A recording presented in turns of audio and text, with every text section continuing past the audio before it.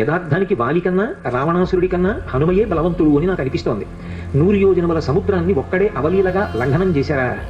ఆయన ఒక్కరే సీతాన్వేషణం చేశారా? ఎక్కడ అలసట అనేటటువంటి మాటకి తావివ్వలేదా?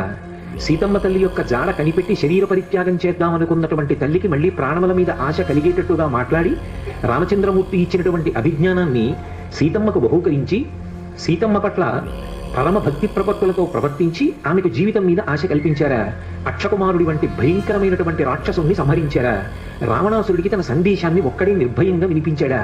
పట్టుకుందామనుకున్నటువంటి రాక్షసుల్ని తెగటార్చి లంకాపట్టణాన్నంతటినీ దహించారా?